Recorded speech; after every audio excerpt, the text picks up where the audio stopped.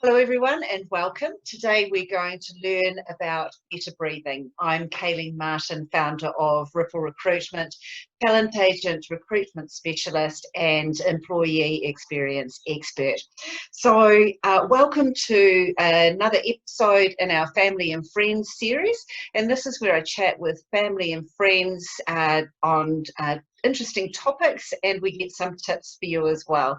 So today I'm delighted to introduce you to breathing coach Dina Ceniza.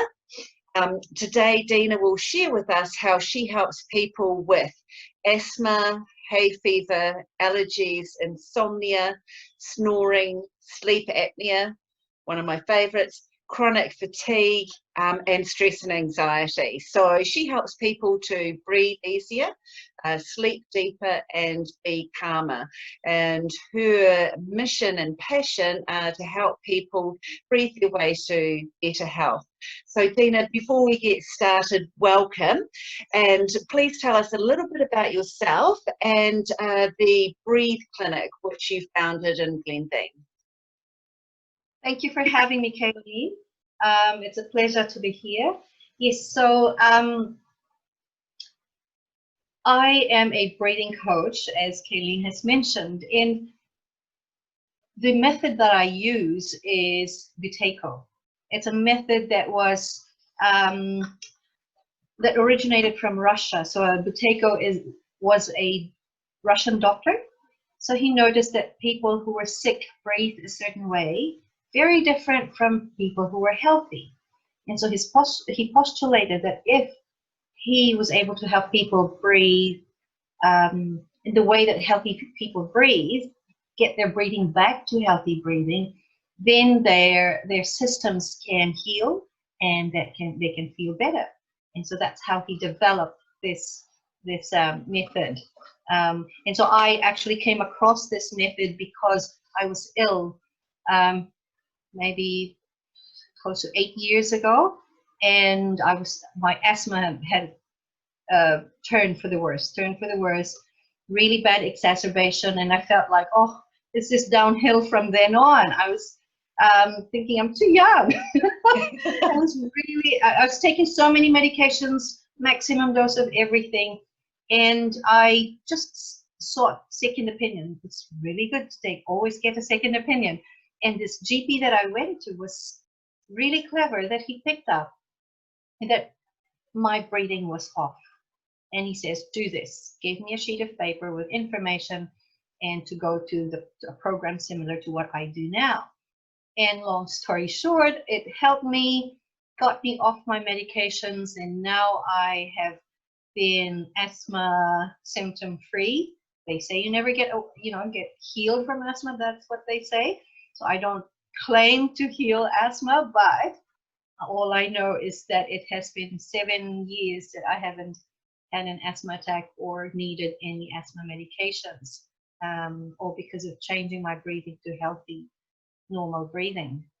So that's my journey. And after I got helped by the method, I thought I was also ready to do something else. I was looking for a job.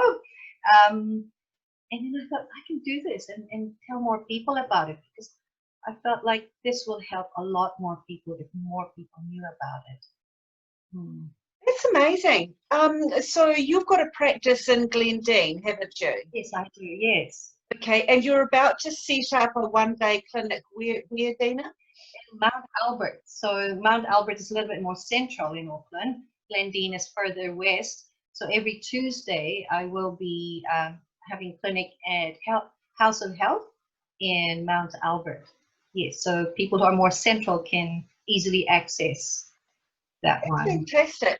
So as you know, we were connected by a mutual, we've got to know each other by a mutual connection, because you have enabled her to become symptom-free from her consistent or persistent hay fever. So I really wanted to talk to you, and it's interesting to hear your personal journey and how it's brought you to helping other people. So can you tell us a little bit more about this method? This method, what it aims to do is to, as I mentioned earlier, is to bring your breathing back on track. So the premise is when we are under stress, and most of us are under stress, it can be physical, meaning an illness, whether acute but intense or prolonged, chronic. Can be chemical stressors, pollution, foods that you eat. It can be emotional, mental stress. If it's long enough, if it stays long enough in your system, the stress, your breathing adapts. So you breathe bigger, you breathe faster, you might have some compensations like breathing through your mouth or upper chest breathing, so things like that. So then it becomes a habit. And let's say the stressor, goes away, but the breathing habit stays. And that now changes your metabolism, changes your blood chemistry. And this over time will be the one that will cause your problems down the track, depending on what you are genetically predisposed to. So what the Buteyko method does is it retrains your breathing and tries to get back your automatic breathing to healthy, normal breathing. Because it's easy for me to say, no, breathe through your nose, do this and do that, all the parameters of good breathing. But see, that one will now need you to remember all the time. Oh, I have to keep my mouth closed and I have to do this. But realistically, 95% of the day, you're not aware of your breathing because you're busy doing something else. And that's how it should be. We shouldn't be thinking of our breathing.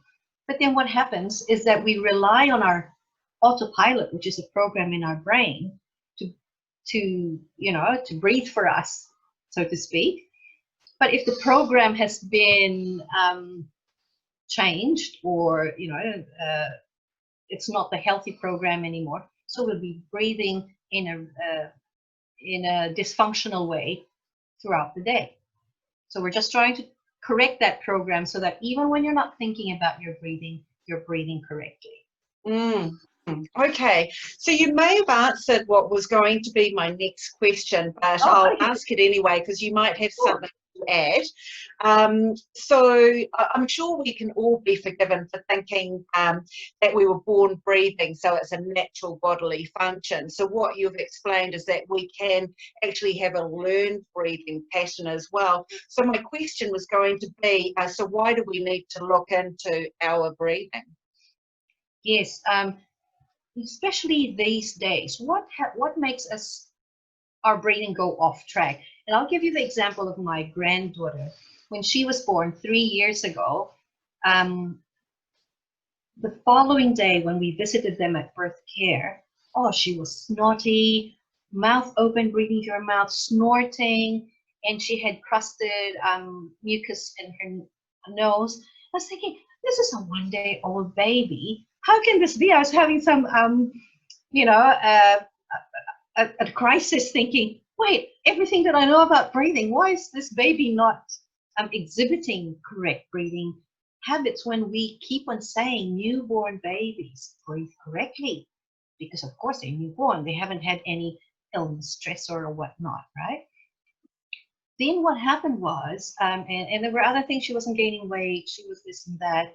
So after, I think, 4 weeks, finally, my daughter and we both agreed that we would have her tested for food intolerance, because we sort of felt like her issue was her gut, because she wasn't gaining weight. And, we said, let's see. But she was still snotty and mouth breathing and all these things.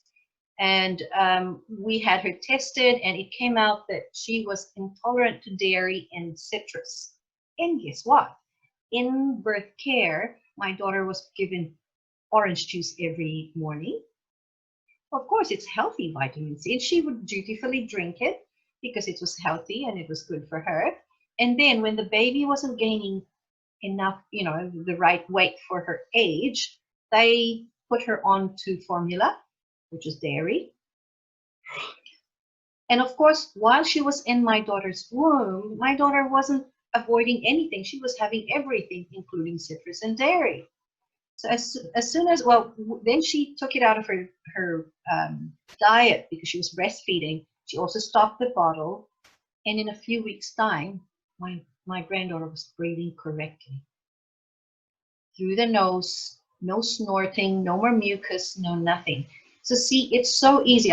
With that story, I just wanted to illustrate how easy it is for breathing to be offset, even at birth, right at birth. And if, let's say, this would happen to a family who didn't have breathing in their sites, they wouldn't even think of that. They wouldn't even have the maybe food intolerance tested, and the baby would be breathing like that from birth, from day one, and it will just get worse and worse and worse. And then you'll have a child who would have breathing problems, maybe snoring. There's more cases of snoring with children now, snoring and sleep apnea in children.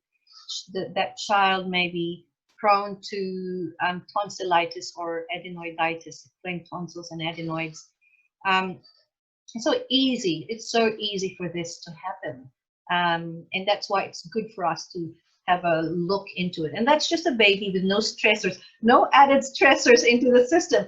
Now think of an adult with work, with family duties, with poor diet, all these other things that we do to ourselves. So it's quite easy for our breathing to get off track and become dysfunctional. That's amazing. Thank you for sharing that personal story. And yeah, so I believe I might have seen children in that state as well. And whilst you were talking, I was also thinking last year I experienced a highly stressful situation. And I remember telling people, I have to remind myself to breathe. So although I asked you the question, I myself have experienced my body not physically breathing through anxiety and stress, and actually my brain realizing I wasn't breathing during awake hours. So yeah, right. Okay. Oh, thank you very much for that insight. Okay, so we'll move on. Right. I'm sure I'm not breathing towards a healthier life. So how will one suspect that they may have a breathing problem? So there's so many things, but a few of the more common symptoms. Number one is watch yourself, observe yourself, and see how often do you catch yourself with your lips apart, your mouth open, even with just a slight, like that. Yeah. If your lips are parted, even slightly, then the air will be going in and out of your mouth just because there's increased pressure there more than the nose. So lips have to be together. So if you notice and catch yourself frequently with your mouth open, even slightly, then that's one. If you have a dry mouth, if you notice you have a dry mouth, whether during the day or when you wake up, blocked nose, audible breathing, if people hear you breathing or if people see you breathing, if there's a movement in the upper chest. Sometimes people would complain of not getting enough air, the sensation, the feeling of, even if I take this big breath, I just still feel like I'm not satisfied. It's not enough. So that's another thing that can give you a clue. Chronic yawning, chronic sighing, chronic sighing was my symptom. That was what the doctor saw. He said that I was sighing, say, 15 times in 15 minutes or something like that. That's ridiculously high. Chronic coughing, throat clearing. So these are the things. Apart from so these are the symptoms. But then you can have the conditions, which are the asthma, the ones that you enumerated early on. Asthma, hay fever, allergies, sleep problems, and the stress and anxiety. So these are all indicative that you do have a breathing problem. Right, okay. So let's go back to your problem, which was sighing. Can you show me what you mean by sighing? Okay, sighing is like taking that big breath. It's like And it's periodic, so you'd be breathing, breathing, breathing, let's say a steady breath, and then you take a big breath, or you go, Right. Okay. so it's just yeah, so it's a bigger than your normal or your usual breath. Right. So Okay. your breathing would be punctuated by a slightly bigger breath than your usual one. Yeah. There's another symptom. So myself and many other people that I communicate with on a daily basis say that they are shallow breathers. Is that a sign in itself as well? It depends on what they mean by shallow. So there's a lot of misunderstanding with the use of the words shallow and deep. Some people, when they say shallow, it means they're breathing small, and when they say deep, they're breathing big. But actually, when you think of the word shallow and deep, shallow is upper chest. The true meaning of shallow breathing is you're breathing from up here. And you see shoulders or upper chest moving, that's shallow breathing. See, shallow is depth, right? Shallow and deep. Right. Talking about depth. Now, deep breathing means that the air goes all the way down, and the movement that you see is somewhere down in your lower chest, lower ribs, and maybe upper belly. That's where the movement is. So that's shallow and deep. But it doesn't have anything to do with the size of the breath, because you can breathe deep, which means all the way down there, but small. That's the ideal. Deep, which is all the way down there, but small breaths. Ah, fascinating. Okay, lovely. All right, so we'll move on. So my next question is, as I mentioned at the beginning of our chat, you can help with many types of conditions and ailments, including anxiety and stress, which has become a part of many people's lives in 2020. So do you have any tips to give us on how we can breathe better and handle anxiety and stress better? Sure, I will give you a few tips that you can start with to help get your breathing back on track. So a few of them will be, excuse me, a few of them will be more of long-term effect because you want to shift your breathing. And I'll give you one that is like a first aid when you're feeling stressed. So number one, which I've already mentioned, is to make sure that you're breathing in and out through your nose. In and out through your nose all the time, as much as possible. So what if you catch yourself breathing through your mouth? That's fine, because awareness is the first step. A lot of people, for one, I wasn't aware I was sighing. And when I became aware, then I realized, okay, then I was able now to pick up when I was sighing, and I could stop myself, and catch myself sighing and sort of interrupt it and stop it. So that's the first step to changing a habit, changing a behavior. So being aware of keeping your mouth closed, lips together, and breathing in and out through your nose. So that's number one. That's a big thing. And then number two would be resist the urge to take big breaths. Every time someone tells you, especially those who do meditation, if somebody tells you, take a deep breath, don't take a big breath. Just take a gentle breath, but maybe trying to imagine that the air is going down into your belly so that the action is down there, not up here. Okay, so that's what it really means. Now, I'm just not going into the why of it all. There is a reason why those big breaths are not good for you. Something to do with the oxygen and CO2 levels in your blood and how your brain regulates your breathing based on your CO2 levels. But I'm happy to go into that another time. I don't think we'll have time to do that. But just suffice it to say, yes, just to resist taking those big breaths and those yawns or sighs. Now, the third would be upright posture. Make sure that you're sitting or standing straight, because we all know that we should be breathing using our diaphragm, right? Yeah. But a lot of people tell me, how's that, Dina? How do I do that? And if you Google diaphragmatic breathing exercises to train yourself to breathe through your diaphragm, a lot of those exercises will entail the use of your prefrontal cortex, which means your thinking brain, to tell your belly or to expand. But you see, that's not the boss of your breathing. The thinking brain does not regulate your breathing. It's your medulla, which is at the brainstem, which is an automatic part of your brain. So once we start influencing our breathing by thinking, how should I be breathing? Oh, I should breathe like this, do this. We were using the wrong part of our brain.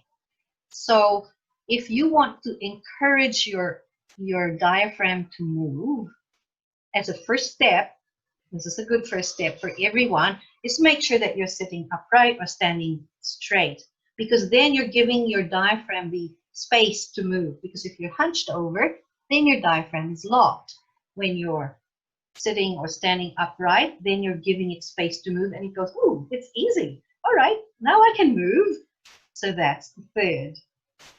Now, so those things are long-term things. If you start working on those things, they will help. And if you're consistent with them, they will help get you started shifting your breathing to healthy breathing. And if you do that consistently, it can help you maybe even up to 20%, shift your breathing up to 20%. Okay, now with stress and anxiety these days, the biggest thing about that is when we're under stress, we start breathing in a certain way, bigger, faster, which makes us lose carbon dioxide or CO2. Okay. Now, CO2 is important, which a lot of people find surprising, because we know that we need oxygen. It's true. It's oxygen that we need, right? So we breathe in air that's rich in oxygen. But guess what? The oxygen binds to hemoglobin, and the hemoglobin is like the postie that delivers the oxygen to the rest of your body. But it's bound up. You need to cut the bond between hemoglobin and CO2. Now the scissors for that, hemoglobin and oxygen. The scissors for that to cut the bond is CO2. I mean, it's a simplistic way of saying it. But so for you to deliver oxygen efficiently, you need CO2 to sort of cut the bond. Yeah, so if you don't have enough CO2, you're not delivering the oxygen very well. Wow. So, yes, so when you're under stress, have you heard of the brown paper bag first aid, when you're about to faint or when you're under stress, you breathe into a brown bag and you feel better? We thought that was old wives' tale. Now we know the science behind it. The science behind it is that when you breathe out into a bag and back in, you're breathing back your CO2-rich air, because the air you breathe out is CO2-rich. And if you just catch it in a bag and keep on breathing it back in, you're now elevating your CO2 levels in your blood, which now facilitates your oxygen delivery. So that's the thing. But see, how many of us bring a brown paper bag with us? No one. So what you can use instead of a brown paper bag are your hands. Okay. So your hands, cup them over your nose and your mouth. Whenever you feel tense, whenever you feel stressed, just cup them over your nose and your mouth and breathe gently and calmly. Try to breathe as gently and as calmly as you can for as long as you need to until you feel calmer. You will definitely feel a shift. Now, if you feel stuffy, if the space inside feels stuffy, feel free to bring your hands down. But you feel like, oh, it's not yet enough, after a few breaths, put it back up, breathe some more. So you just don't want the stuffy air. You can also feel like uncomfortable when you're breathing in stuffy air. So feel free to release and then just bring it back up. And do it as many times as needed until you feel calmer. That's amazing. But in saying that, that's first aid. If you notice that you need to do it quite often, that the need to do it comes up quite often, that means there's something wrong with your breathing. You don't want to do a Band-Aid all the time. You want to go to the root cause, which is that your breathing is not is dysfunctional. So you want to fix the breathing. because if you're breathing well, then it takes so much more to trigger you. So you have more resilience to stress because you've got high CO2 levels. And that's the other role of CO2. CO2 calms the brain and the nervous system. When you've got good CO2 levels, your stress tolerance is much higher.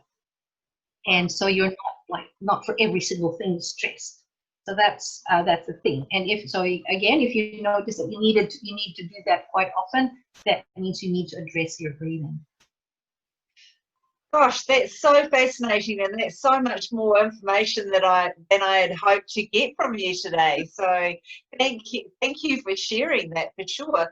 I'm sure that a lot of people could benefit from breathing coaching, for want of a better term. So how long would it possibly take? Is there a general time frame of retraining yourself until you can automatically breathe correctly?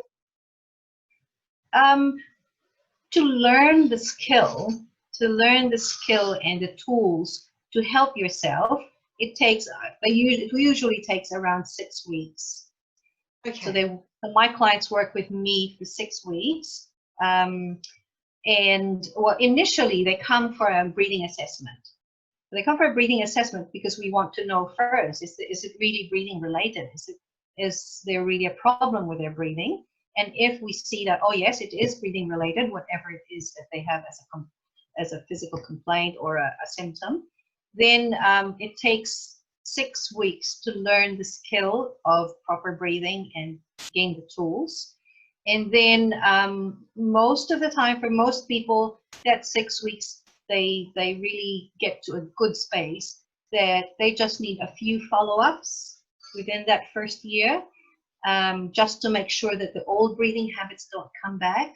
Right. And maybe every 6 to 12 months, or just like a wolf, just a check, a regular check. Just many things happen in our lives, and with every stress that comes, our breathing gets affected. What you want to know is, did my breathing go back down to baseline? Was I able to bring it back down? So that's why it's a good idea to have it checked every so often, even after you've done the course, at least once a year, just to make sure that life hasn't got in the way again. Yes, exactly. Oh, that's great. So it's been really interesting chatting, Dina, and I'll be referring myself to you because, as I've mentioned to you in the past, I have sleep apnea, and I know that's a very unhealthy condition to have. Funnily enough, my children videoed me a while ago, and it's a terrible thing to watch, actually. Somebody who's sleeping with sleep apnea. It's really quite horrific. It's like a horror movie. So I will see you in your clinic. Thank you for chatting with me. Do you have any final words for our watchers today? Just if you would like to learn a little bit more on breathing and health, I invite you to find me on Facebook. I have my Facebook page, The Breathe Clinic. I also have a Facebook group, which is where there's more interaction, and I give a little bit more tips and tricks on lifestyle things that affect your breathing. It's called Stop Hyperventilation, Breathe Easy. Feel free, if you would like to get more information, to join that group and like my Facebook page. And that would be a good way to know whenever we have seminars. I also have seminars on specific things, and the next one sometime, I don't have information, I don't have details yet, but sometime in September, I'm going to have a seminar on asthma, hay fever, and allergies. Wow. For those who've got those problems. So if you want to be updated when those events are, then yeah, going into the Facebook page and into the Facebook group would be a good way to be updated. Oh, that's fantastic, Dina. Thank you so much, and I want to thank everybody who's watching today. I hope that, well, I know that some people would have got a lot of valuable information out of that. So thank you for watching, everybody. Bye for now, and stay safe.